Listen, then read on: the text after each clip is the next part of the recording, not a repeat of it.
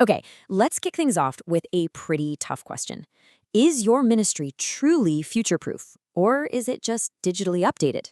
Because, look, it's incredibly tempting to think that changing the brand of coffee in the foyer or, updating your worship songs to the absolute latest hits is somehow preparing your organization for what's ahead. But is it really? Or is that kind of just rearranging the deck chairs on the Titanic while heading straight into a storm? Welcome to today's Explainer. We are going to unpack a really dynamic framework from author John Edmiston. His book, Solution-Focused Ministry, provides this incredible blueprint for actually securing the future of your ministry against surprising systemic threats. We're going to move way beyond the surface-level idea of digital transformation and get into the actual nuts and bolts of organizational survival. Here is our roadmap for today. We'll start by moving beyond basic digital threats, then we'll explore some ancient warnings that have massive modern implications. After that, we'll learn to assess our real vulnerabilities, face some awkward facts, and finally, discuss how to train for the future. Let's dive right in. All right, hitting section 1, let's see how surviving future shock requires a whole lot more than just a slick website. We absolutely live in a digital ocean right now. Edmiston points out that an overwhelming 85% of visitors will check out your website before they ever step foot through your physical doors. That is a massive reality. But listen, digital updates alone are just cosmetic. Upgrading to a sleek projection screen will not make one bit of difference if your core vulnerabilities are completely ignored. Real future-proofing, that means addressing the fundamental, systemic threats that can literally take down your entire operation. Moving to section 2, and this is where it gets really fascinating. Edmiston connects the earliest days of the church to our modern administrative liabilities. Think back to the letters to the 7 churches and Revelation chapters 2 and 3. The threats they faced had absolutely nothing to do with bad lighting or poor marketing. They were deeply spiritual and moral. They were dealing with the loss of their first love, crushing persecution, the dangerous influence of false prophets, and creeping spiritual complacency. I mean, they faced straight-up heresy, like the teachings of Balaam, which led to sexual immorality and idolatry. These were catastrophic threats to their very existence. And that highlights the ultimate threat. Look at Revelation 2:5. The warning is stark. I will come to you and remove your lampstand from its place. The biggest danger isn't just declining attendance, folks. It is the very real risk of having your church completely closed by God himself if holy living and true doctrine are swapped out for purely attractional methods. God's solution for them was repentance and faithful endurance, not a trendy rebrand. Fast forward to today. Your vulnerabilities span both the spiritual and the legal realms. Just like the early church, you've got to be fiercely on guard against heresy, theological dissension, and sexual immorality.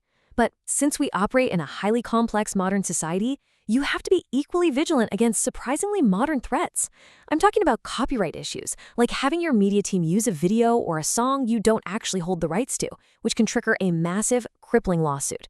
We're talking about the devastating hit of embezzlement, or waking up to the sudden loss of a major donor. These are the non-digital threats that can close your doors overnight. So, having identified that these wild, diverse threats exist, let's explore exactly how we evaluate them practically in Section 3.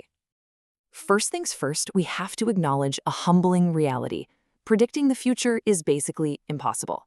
Edmiston uses this brilliant analogy. He says it's like trying to mathematically predict the exact location of the 6th bounce of a golf ball. There are just too many compounding variables: the wind, the grass, the spin.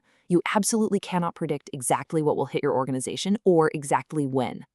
But, and this is absolutely crucial, just because we can't predict the future doesn't mean we can embrace willful ignorance. Ignoring these threats is like a town in the Swiss Alps ignoring avalanche warnings just because they don't know the exact minute the snow is going to fall. Instead, we need prudent preparation. Edmiston talks about living in rural Virginia, where winter power outages are entirely unpredictable but completely inevitable. So what did he do? He bought a large generator. That is prudent preparation. You have to take calculated actions based on potential risks. Okay, so here is a simple but incredibly powerful equation. Before you do the math, you need to know what practical vulnerabilities to look for. Are you auditing your media team's licensing practices for hidden copyright issues? Are you reviewing the safety protocols and background checks for your youth volunteers? Are you honestly checking if there's quiet theological division brewing among your small group leaders? Once you spot a specific vulnerability, you use a qualitative risk assessment.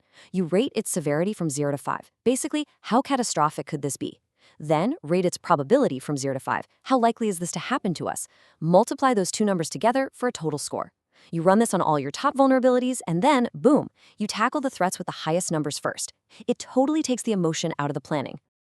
With our risks calculated, we now enter Section 4.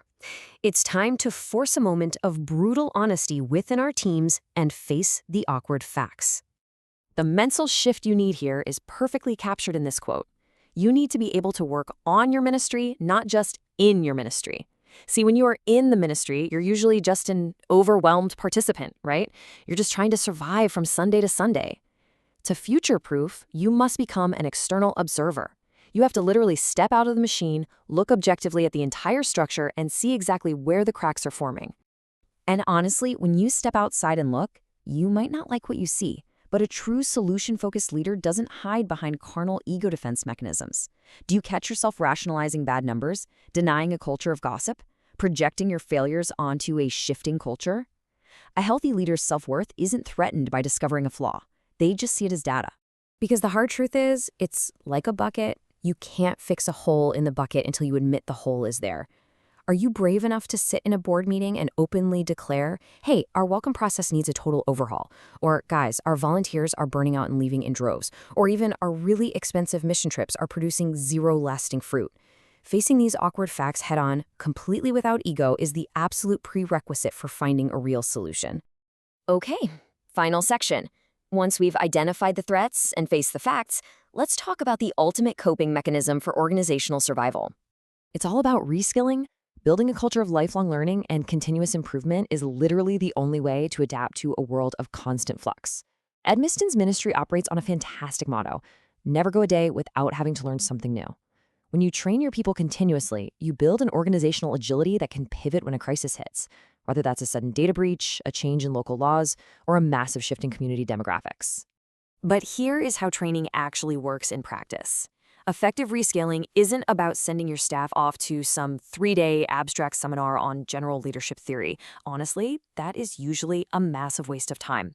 Effective reskilling happens in bite-sized chunks that are directly relevant to a person's immediate skill set. For example, telling your worship team, hey, here are 3 specific new songs we are learning for Easter, and here are the links to the sheet music.